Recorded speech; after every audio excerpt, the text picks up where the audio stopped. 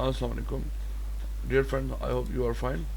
Today I am going to discuss with you a very simple and short trick about the MS Excel, which is that if you want to see duplicate values in a row, how you will do, how you will find out these duplicate values in MS Excel.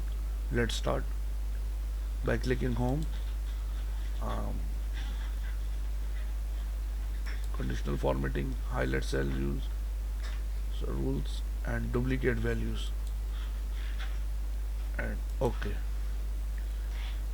you can see that these are duplicate values which has been highlighted by Microsoft Excel in red, and Malik, Wakar, Wakar, Iqbal, Iqbal.